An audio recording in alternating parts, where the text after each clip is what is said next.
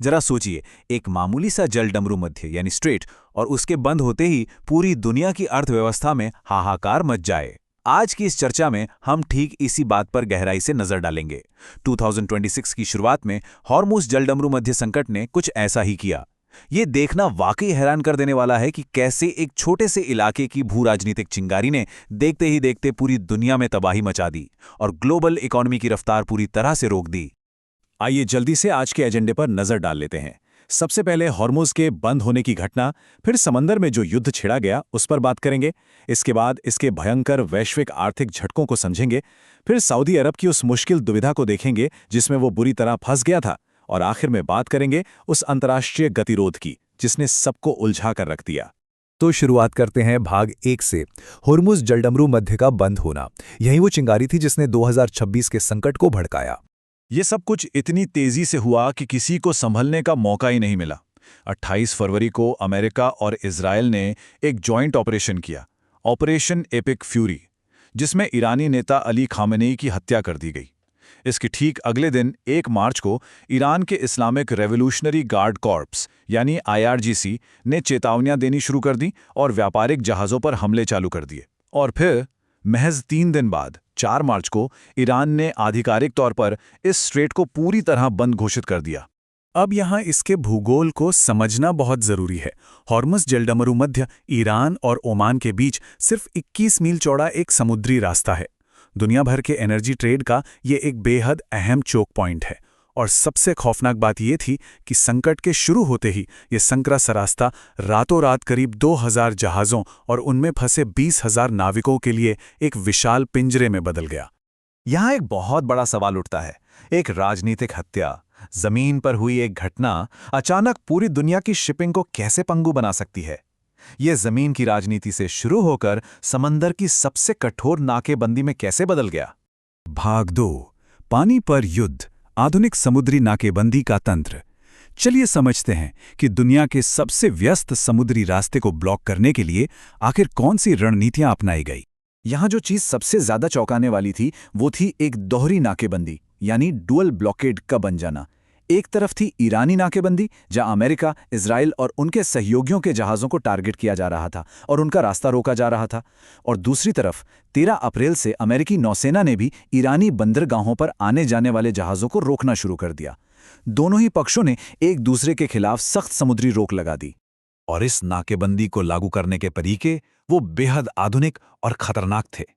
500 से 1000 से भी ज्यादा छोटी और तेज स्पीड बोट्स का इस्तेमाल किया गया ताकि जहाज़ों को घेरा जा सके और उन पर कब्जा किया जा सके।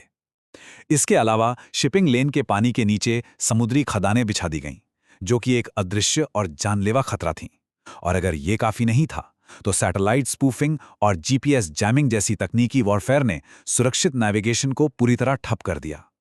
इन सब चीज़ों ने कमर्शियल जहाज़ों के लिए इस रास्ते को पार करना एकदम नामुमकिन बना दिया। भाग 3, वैश्विक आर्थिक झटके, दुनिया की जरूरी कमोडिटीज का अचानक रुकना। खाड़ी में हो रही इस मिलिट्री हलचल ने ग्लोबल मार्केट को तुरंत कैसे हिट किया? इसका असर सीधा आम घरों तक कैसे पहुंचा? तो बात कुछ ऐसी है। दुनिया भर में समंदर के रास्ते जितना भी एनर्जी ट्रेड होता है उसका पूरा 20% हिस्सा अकेले इसी मार्ग से होकर गुजरता है।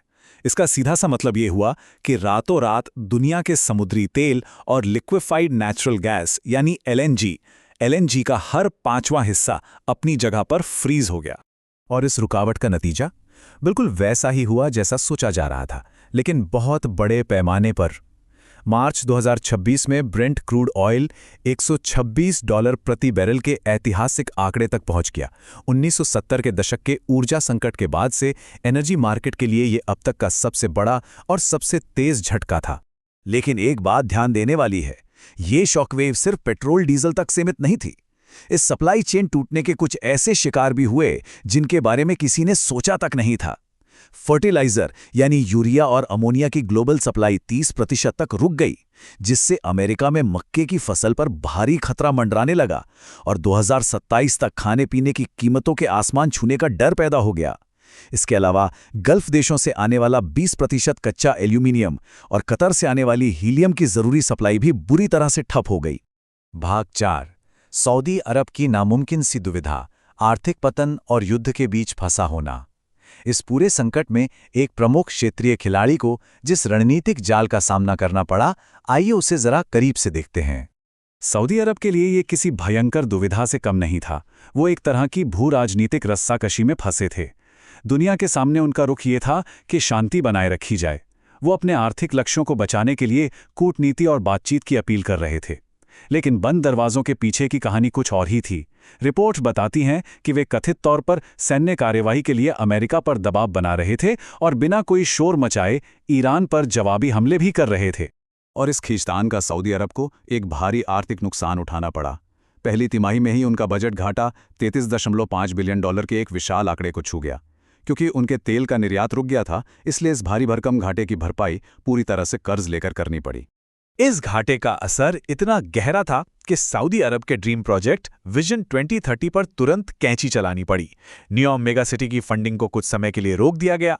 उनके बेहद मशहूर द लाइन प्रोजेक्ट को जरूरी की लिस्ट से हटाकर अगर हो जाए तो अच्छा है कि लिस्ट में डाल दिया गया। इसके साथ ही LIV गोल्फ की फंडिंग 2026 सीजन के अंत में खत्म कर दी गई और ट्रुजेना स्की रिजॉर्ट के कॉन्ट्रैक्ट कैंसिल करके एशियन विंटर गेम्स को भी टालना पड़ा।